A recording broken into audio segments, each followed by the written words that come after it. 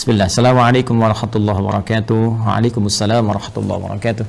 Ustaz, saya mau tanya amalan yang baik buat ibu yang sudah meninggal, karena selama ibu hidup di dunia saya belum bisa memberikan kebahagiaan kepadanya. Terima kasih. Waalaikumsalam warahmatullahi wabarakatuh. Pertama izinkan saya turut berdoa mohon pada Allah Subhanahu wa taala semoga ibunda saudaraku akun Faisal Said diberikan rahmat oleh Allah Subhanahu wa taala, dilapangkan di alam kuburnya, diberikan cahaya oleh Allah Subhanahu wa taala, diterima amal-amal saleh beliau, dijadikan alam kuburnya bagian dari taman-taman surga yang dibentangkan oleh Allah, dan semoga kita semua dikumpulkan dalam kebaikan bersama beliau dan juga bersama Rasulullah sallallahu alaihi wasallam pada waktu yang telah Allah janjikan. Selanjutnya, baik terkait dengan pertanyaan ini, saya juga berbahagia bahwa Masya Allah ada pertanyaan dari Anda seperti ini menunjukkan satu bagian yang tidak mudah didapati sebagai rasa cinta dari anak kepada orang tua, karena tidak semua anak bisa memiliki perasaan semacam ini. Maka berbahagialah ketika tumbuh nilai-nilai itu, kecintaan kepada ibunda yang memang sangat dimuliakan dalam Al-Quran. Ya, seorang ibu Masya Allah berapa kali mendapatkan keutamaan dalam Al-Quran, dan diutamakan lagi ibu disebutkan 3 kali dalam hadis Nabi SAW ketika ada seorang sahabat bertanya, man abar, kepada siapa saya mesti berbuat baik? Maka Nabi menjawab, ummak, pada ibumu. Qala thumma man, kemudian pada siapa? Qala ummak, pada ibumu. Qala thumma man, kemudian pada siapa? Qala ummak, ibumu. Baru kemudian yang keempat disebut abak. Ya, bukan berarti dalam konteks ini ayah misalnya tidak punya prioritas, tidak. Ini para ulama mengomentari bagaimana kedudukan seorang ibu sampai jihad berbakti kepadanya dalam keadaan hidupnya, membahagiakannya, memuliakannya, ya, itu diutamakan bahkan melebihi jihad dalam medan perang jika ada kemudian hal-hal yang menuntutnya secara syar'i. Demikian di Quran surah ke-46 ayat 15. Nah, ini yang paling menarik dalam konteks kehidupan. Allah, Rasulullah SAW meminta kita memaksimalkan. Orang banyak berbuat baik, tapi tidak sedikit orang-orang yang bisa memaksimalkan itu setelah ibunya wafat. Dan Anda termasuk yang dianugerahi oleh Allah Subhanahu wa taala kemampuan, keinginan dan azam untuk berbuat baik ibu walaupun telah wafat. Maka berbahagialah. Di antara caranya ada yang Nabi SAW sampaikan, bahkan disebutkan dalam hadis riwayat Muslim sampai dengan 9 lafaz. Saya sebutkan hadisnya, qala Rasulullah sallallahu alaihi wasallam, idza matal insanu atau idza matal abdu. Ya, kata Nabi SAW, jika seorang manusia yang biasa beraktivitas. Jadi insan itu, kata insan disebutkan 65 kali dalam Al-Quran, menunjuk pada term manusia dengan totalitas aktivitasnya. Jadi kalau terkait dengan nafsunya, tampilan fisikalnya disebut dengan bashar, 35 kali disebutkan dalam Al-Quran. Jika terkait dengan sifat-sifat lembutnya, harmoninya, yang berbeda dengan jin, ya, dari penampakan dan gaibnya, itu disebut dengan al-ins. 18 kali ins dan jin dipasangkan dalam Al-Quran. Kemudian ada lagi menyebut sifat sosialnya an-nas, setidaknya 241 kali kurang lebih disebutkan dalam Al-Quran. Jika menyebut asal genetiknya disebut dengan Bani Adam, disebutkan 7 kali dalam Al-Quran. Nah, kalau disebutkan insan, al-insan 65 kali disebutkan dalam Al-Quran, itu menunjuk kepada totalitas aktivitas. Jadi saat mulai bangun tidur sampai tidur lagi. Nah, kata Nabi, idza matal insanu, jika manusia yang biasa beraktivitas dari mulai bangun tidur sampai tidur lagi, dari bangun sampai tidur lagi, kemudian meninggal, wafat. Ya, di kalimat pertama ini, pembuka hadis ini ingin memberikan kesan kepada kita bahwa mohon maaf sekali, sepadat-padat apapun kita beraktivitas, pada akhirnya meninggal juga. Karena itu pembuka hadis ini memberikan satu pengingat yang sangat penting kepada kita. Jangan lupa, awas, jangan lalai bahwa satu saat kita akan pulang kepada Allah. Apa yang kemudian ingin dipertaruhkan di dunia ini sampai Anda lupa mengerjakan ibadah, berangkat gelap, pulang gelap, demi harta tidak seberapa yang kalau didapat kemudian meninggal juga belum tentu dipakai, sampai berselisih, sampai bertarung, sampai ada yang saling menyingkirkan, menyungkurkan, bahkan mohon maaf sekali menumpahkan darah. Waliyadzubillah. Allah, berlindunglah kepada Allah Subhanahu wa taala. Berlindunglah. Karena apapun yang Anda dapatkan saat di dunia, satu saat akan ditinggalkan. Jika bukan Anda meninggalkan dunia, maka dunia akan meninggalkan Anda. Satu saat kita akan wafat. Dan bila seorang manusia telah wafat yang biasanya beraktivitas, ya, in qata'a sa'iru amalih, maka akan terputuslah semua aktivitasnya itu. Peluang dia mengumpulkan nilai-nilai kebaikan. Karena rumus kebaikan dalam Islam itu dengan konteks kehidupan akhirat yang telah kita selesaikan dunianya dan berpindah kepada dimensi lain, ya, barzakh kemudian akhirat, maka Al-Quran memberikan wawasan kepada kita, dan dengan wawasan ini kita diminta untuk mengumpulkan dan menyiapkan bekal terbaik. Ya, gambarannya kan seperti ini. Ini kan dunia, ya, yang saat ini kita sedang beraktivitas. Kemudian setelah itu kita pindah ke barzakh, pemisah. Ya. Kemudian akhirnya akhirat. Ini kan hakikat kehidupan kita di sini. Ini tujuan akhirnya. Ya, akhir kehidupan, karena itu disebut dengan akhirat. Sekarang kita ada di sini. Ya. Tempat beraktivitas sementara. Mohon maaf, usia kita, ini sifatnya sementara, tidak abadi. Ya, hanya sementara saja. Dibatasi dengan apa yang disebut dengan ajal namanya. Ya kan? Jadi begitu ajalnya tiba, maka selesailah kemudian usia kita. Setiap umat itu bukan 1-2 orang, semua umat yang pernah beraktivitas di bumi, mereka memiliki batas usia. Jika telah tiba ajalnya, maka tidak akan pernah bisa dimajukan atau dimundurkan. Pada saat itu berhenti, selesai. Akan didatangi oleh maut namanya. Ya, maut. Di Quran surah ketiga Ali Imran di ayat 185. Kullu nafsin dha'iqatul maut. Yang bertugas membawa maut ini nanti ada bahkan satu malaikatnya khusus, spesifik, disebut dengan malakul maut. Katakan Muhammad SAW bahwa setiap yang hidup itu akan didatangi oleh malakul maut. Jadi ada malaikat khusus ya yang ditugasi untuk membawa maut. Maka kalau ini sudah tiba, maka selesai ajal. Maka yang biasanya kita ini beraktivitas, aktif, bekerja dengan segala yang kita dapatkan dalam kehidupan dunia. Mohon maaf, bidangnya mungkin beragam, ya. Ada yang di kesehatan, kedokteran, medis, ada yang insinyur, ada yang di militer, tentara, ada yang Polri misalnya, ada yang di politisi, ya, di politik, jadi politisi misalnya, ada yang di pemerintahan, birokrat, ada yang ustadz mengajar, dosen, guru dan sebagainya. Pada akhirnya semua kegiatan itu akan tuntas, selesai. Ya, semua manusia yang beraktivitas tadi disebut dengan insan, al-insan. Ya, ada surah ke-76 dalam Al-Quran, al-insan. Ya, kata Nabi, idza matal insan, jika semua manusia yang beraktivitas ini sudah tiba nih, sudah tiba ajalnya. Ya, tiba maut. Ya, maut itu sifatnya, keadaannya. Mata itu kata kerjanya, mata yamutu mautan.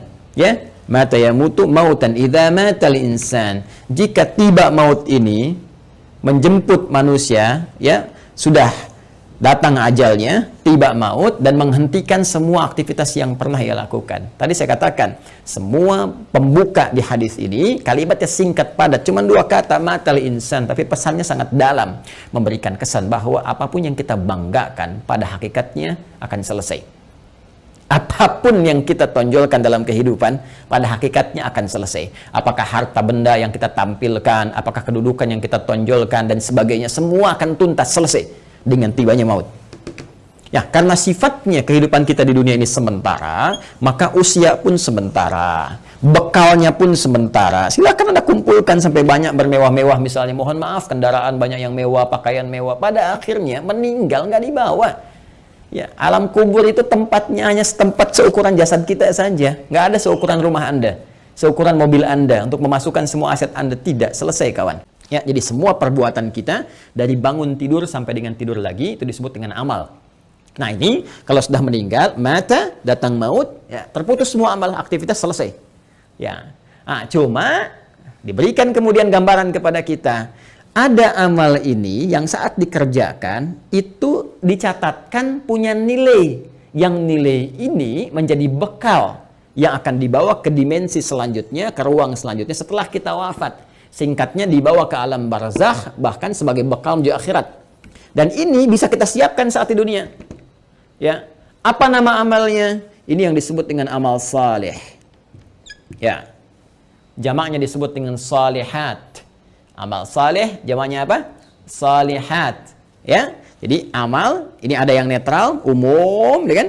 Nah, ini amal yang saat dikerjakan punya nilai untuk dibawa pulang menghadap Allah dan dibawa bekalnya ke tempat dimensi berbeda di barzakh sampai dengan ke akhirat disebut dengan saleh.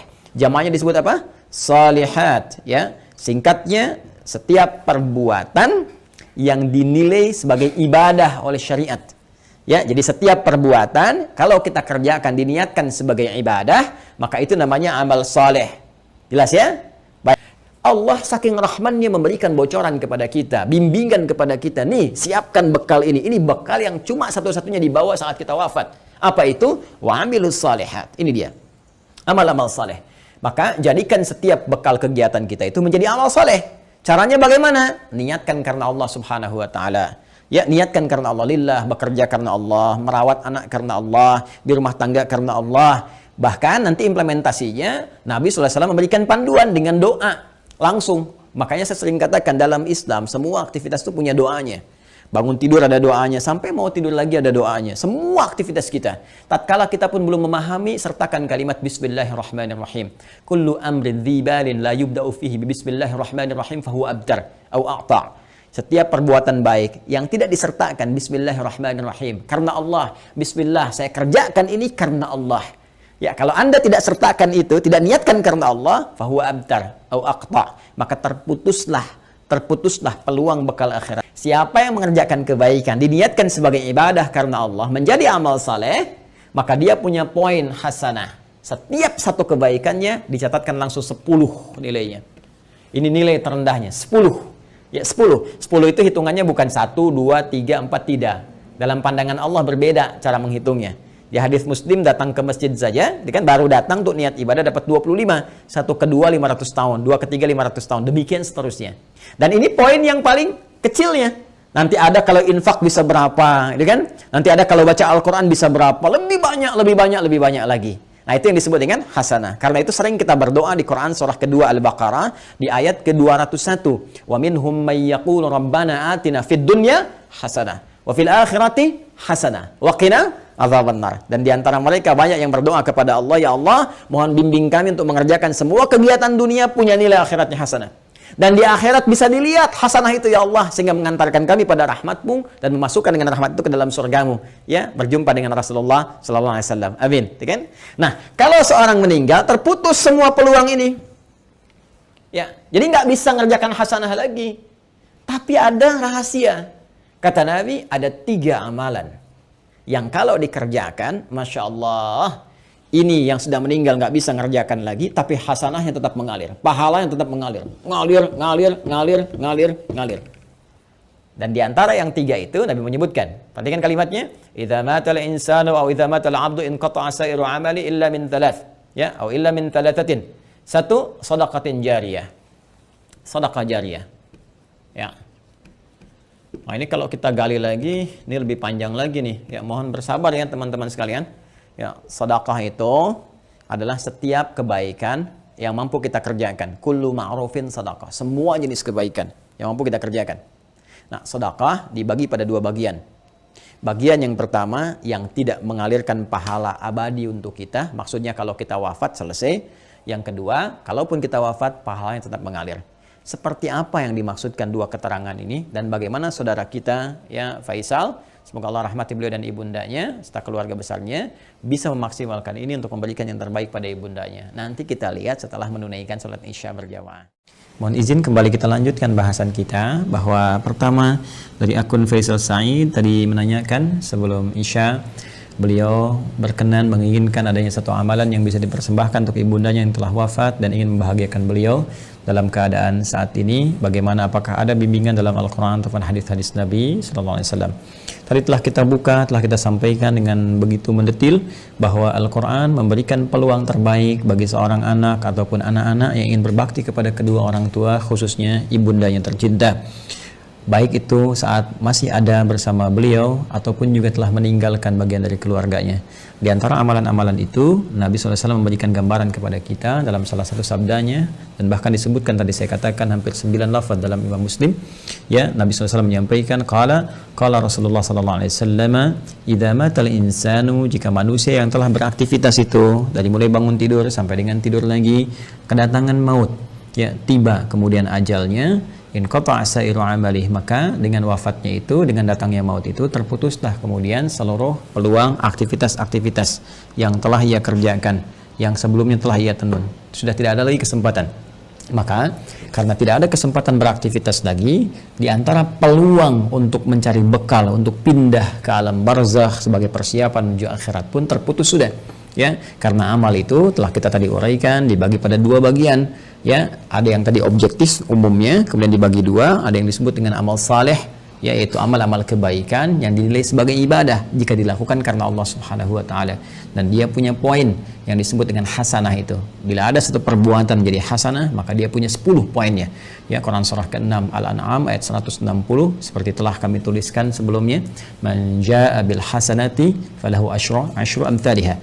Ya, maka siapapun yang mampu menenun kebaikan menjadi hasanah, punya nilai ibadah, maka dia punya poin 10. Ya, 10 tadi kami sampaikan saat sebelum Isya, bahwa jangan dihitung 1, 2, 3, 4, 5 karena Allah punya hitungan tersendiri yang nilainya jauh dari apa yang kita gambarkan. Nah, teman-teman sekalian, itu batas minimalnya. Ya, apalagi nanti kalau kita kemudian tenun dengan amal-amal lain yang punya nilai yang lebih banyak lagi, seperti infak, bacaan Al-Qur'an dan sebagainya. Ada lagi amal yang kedua nanti amal sayyi, ya, jamaknya sayyiat, sayyiat. Nah, ini amal-amal yang didesain bersumber dari nafsu atas bisikan-bisikan setan. Ya, paradoks dengan amal soleh tadi. Makanya sering saya katakan ada amal soleh, ada amal salah. Yang baiknya amal saleh, yang jeleknya amal salah. Amal salah ini sepanjang kita hidup mesti kita koreksi, kita benarkan, ya, lewat jalur yang disebut dengan taubat. Ya, supaya dengan jalur taubat ini dihapus nanti yang jelek-jeleknya sebelum kita wafat, ya dihapuskan catatannya, diperbaiki kemudian oleh amal-amal kita atas petunjuk dan izin Allah Subhanahu wa taala. Kita tutup itu dan isi dengan hal-hal yang baik sehingga di ujungnya, di ujung kematian kita menjadi baik. Itu yang disebut dengan husnul khatimah. Khatimah itu penutup, husnul itu baik, ya, penutup yang terbaik. Maka ketika kita sudah tutup dengan taubat, berkenan Allah menghapuskan amal-amal jelek ini sehingga yang terbawa yang baik-baiknya saja saat menghadap kepada Allah Subhanahu wa taala.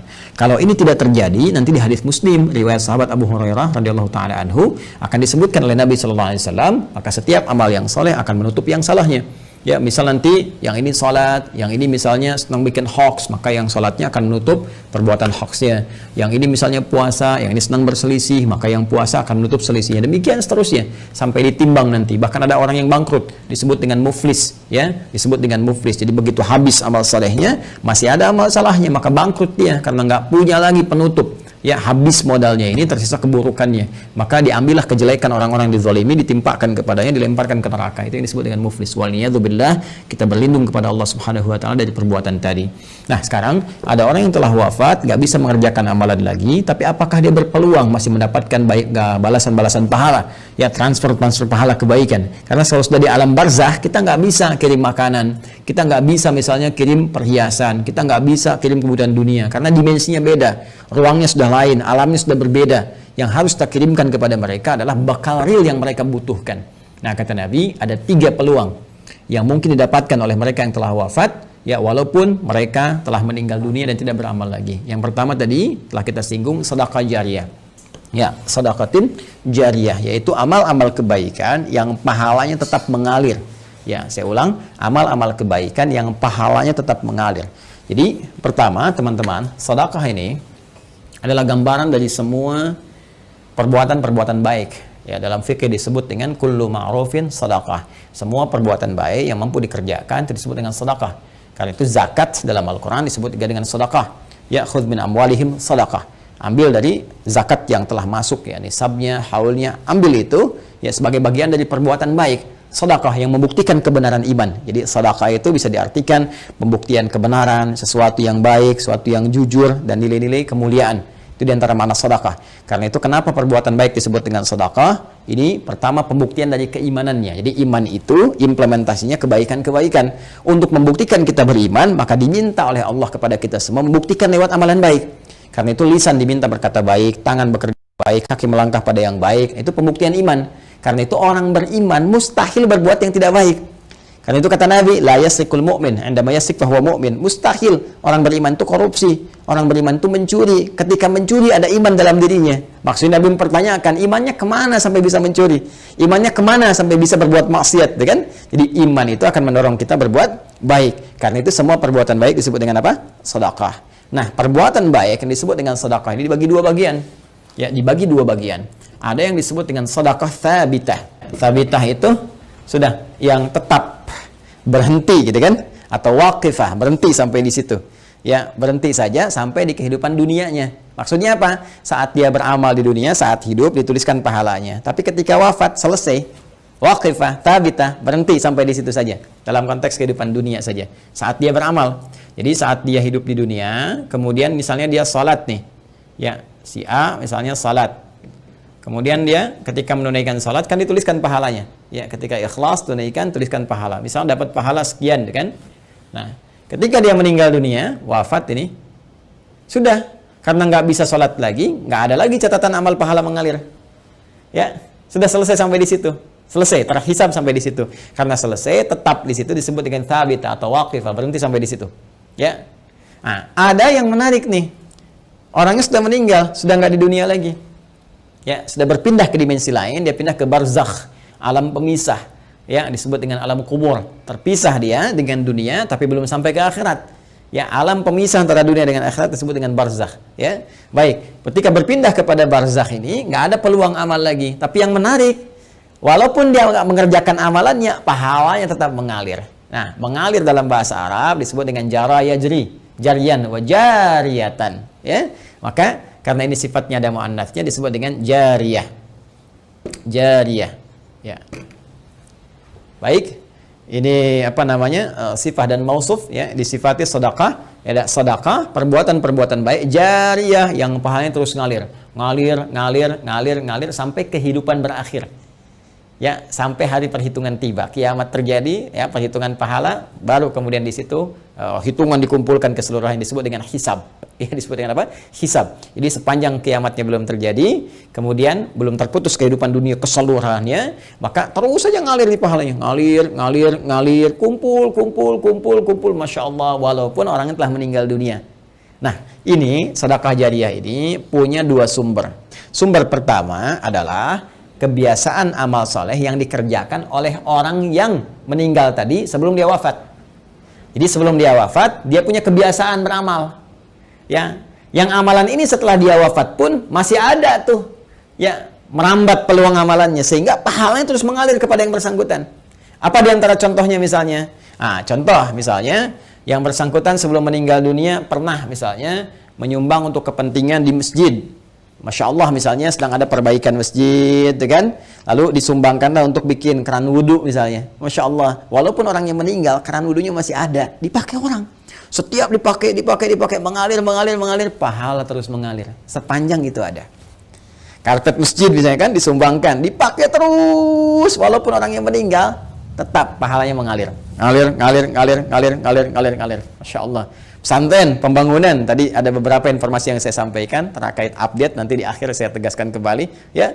Masya Allah misalnya bikin pesantren untuk ahli Al-Quran, bahkan misalnya ada mushafnya ya, kan kita buka juga tuh wakaf untuk mushafnya, untuk perangkat hafalan, itu Masya Allah setiap yang menghafal dapat pahalanya.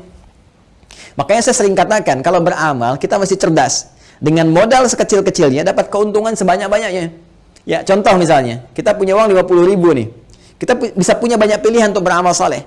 Tapi kalau kita bisa gunakan 50.000 misalnya untuk sedekah jariyah, saya punya pos uang misalnya 50.000 nih. Saya pengen jadi pahala di hadapan Allah. Mana yang akan saya gunakan? Maka Anda bisa melihat dengan bijak. Anda mau pilih mana yang thabit, waqifah, berhenti sampai di situ. Misal Anda berikan makanan, kasih misalnya orang butuh untuk makan supaya energi dia ada. Dia makan tuh, dari energi itu dia pakai untuk sholat misalnya. Ya, dia akan gunakan untuk sholat seketika ketika energinya selesai pahala Anda. Kan? Anda gunakan beli mushaf, misal dapat 2, Anda berikan ke penghafal Quran.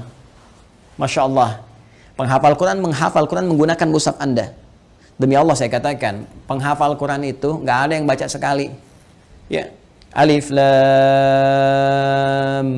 mim, dzalikal kitabu, bukan menghafal. La raiba fi, dzalikal kitabu la raiba fi, hudal lil muttaqin, dzalikal kitabu la raiba fi, hudal lil muttaqin. Saya mau tanya pada Anda, berapa kali dia mengulang? Berapa kali dia mengulang-ulang? Dan yang paling dahsyatnya, bukankah bacaan Al-Quran itu dinilai berdasarkan hurufnya, bukan ayatnya, bukan jumlah ayatnya tapi jumlah hurufnya. Man qara'a harfan min kitabillahi falahu asyru hasanat. Siapa yang membaca satu huruf saja dari kitab Allah, dia mendapatkan setiap hurufnya 10 kebaikan. Dan berapa banyak pengulangan disebutkan oleh penghafal Al-Quran. Jadi dengan modal 50.000 itu berapa banyak pahala dapatkan.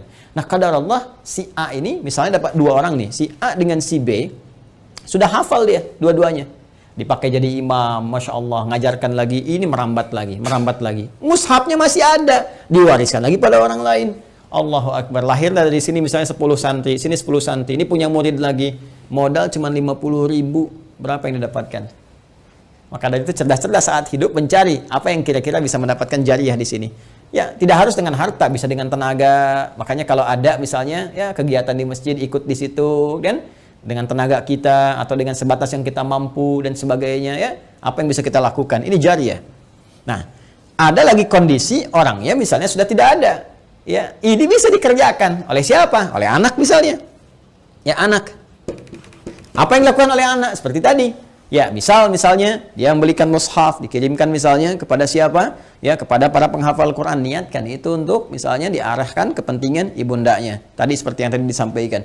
Ya Allah, saya berniat dengan wakaf mushaf ini atas nama ibunda saya. Itu boleh dilakukan. Sah dikerjakan. Boleh-boleh saja. Silahkan. Ya, Anda punya berapa? 50.000, 100.000, niatkan. Ya Allah, saya mau bantu untuk pesantren, saya niatkan untuk ibu saya. Sah. Boleh. Kirimkan itu. Ya, kirimkan. Sampaikan. Boleh dengan itu semua Anda lakukan. Dan Masya Allah, ketika itu dikerjakan, ada sesuatu yang akan terjadi. Sesuatu yang berbeda. Ya, tapi juga ingat, tetap kita jaga dalam koridor amalan, amal solehnya. Nggak usah misalnya ditambahin apapun. Kalau saya sih sarankan, kalau Anda misalnya mau mushaf, sudah cukupkan dengan niat saja. Ya, dengan niat dalam hati kita bahwa ini kita niatkan untuk kepentingan ibunda saya. Ya, ini Anda nggak harus cantumkan misalnya, ya taruh foto misalnya, atau taruh ini, taruh itu nggak diperlukan menurut saya. Ya, walaupun mungkin ada pandangan berbeda, kita hormati. Tapi bagi saya pribadi, cukupkanlah seperti itu apa adanya. Sehingga dengan orang-orang membaca pun akan tercukupkan bagi pahala apa itu mengalir dengan izin Allah Subhanahu wa taala. Ya. Allah taala alam bisawab. Ini bagian yang pertama, sedekah jariyah. Satu, ya. Kemudian yang kedua, teman-teman sekalian, bisa dalam bentuk ya ilmin yuntafa'u bihi, ilmu yang bermanfaat. Ya, ini juga bisa dikerjakan dari orang yang hidup, misalnya pernah mengajar, gitu kan? Makanya saya sering katakan, mohon izin sekali, anak-anak itu kalau dia dari kecil tuh, orang tua mengajarkan. Ya, ajak misalnya sampingnya sholat, ajarkan. Al-Fatihahnya kalau bisa dari orang tuanya, ayah atau ibundanya. Karena akan dibawa terus sholat. Ya, dibawa sholat. Ketika bisa dari orang tuanya, dipakai terus sholat, itu mengalir. Setiap anak sholat dapat bagian pahala. Ilmin yuntafa'u bihi. Ilmu yang bermanfaat. Ya, bukankah orang tua banyak mengajarkan kebaikan? Pakai. Ya, dan yang ketiga, teman-teman sekalian. Nah, ini waladin salihin yad'u lahu. Anak saleh yang banyak mendoakan kedua orang tuanya. Maka kalau tadi misalnya akun Faisal, saudara kita ingin berbuat baik, di antara tiga pilihan ini yang pertama bisa dilakukan, ya kan? Yang kedua bisa dipraktikkan, yang ketiga jadilah Anda pribadi yang soleh. Ya, jangan banyak larut dalam kesedihan. Manfaatnya nggak ada gitu kan. Sedih itu naluriah, fitrah, alamiah, biasa saja. Itu terjadi pasti. Nabi pun sedih ketika ditinggal Sayyidah Khadijah misalnya. Bahkan ketika ditinggal pamannya, beliau sedih sekali. Sedih ya, itu biasa, itu fitrah. Tinggal ibunda beliau sedih. Ya, namun apa yang harus dilakukan oleh kita? Kita alihkan kesedihan itu menjadi sebuah energi yang positif yang mengantarkan kebahagiaan pada orang yang telah meninggalkan kita. Maka caranya apa? Perbaiki pribadi kita menjadi saleh. Ya, jadi anak yang saleh, yang disukai oleh Allah Subhanahu wa taala. Mulai rubah tampilan kita, tunaikan salat dengan baik, rajin membaca Al-Qur'an, bekerja dengan baik, yang halal jauhi yang haram-haram. Ketika semua itu dikerjakan, Anda tinggal mengangkat tangan bermohon pada Allah Subhanahu wa taala. Ketika sifat saleh melekat pada seorang anak, maka doanya langsung mustajab. Waladin salihin yad'u lahu. Seorang anak yang saleh yang ketika bermohon kepada Allah, langsung doanya diantarkan jadi cahaya ke kuburan ibundanya atau ayahandanya. Langsung jadi cahaya. Dan itu boleh jadi pilihan terbaik yang bisa Anda lakukan untuk mempersembahkan pada ibunda Anda. Ya, kalau perbedaan pandangan dari para ulama itu biasa-biasa saja. Ya, A memandang, B memandang, tidak ada masalah. Tapi ijtihad satu tidak bisa membatalkan ijtihad yang lainnya karena peluang ini terbuka. Ya, jadi kalau ada tadi yang membatasi misalnya sepanjang dia masih hidup, tapi juga ada yang kemudian membatasi, yang menafsirkan tidak boleh dari orang yang hidup pun memberikan kebaikan-kebaikan karena perkara umum. Sepanjang tidak ada takhsisnya, tidak ada kekhususan, maka maknanya tetap umum. Jelas ya? Wallahu ta'ala alam bissawab.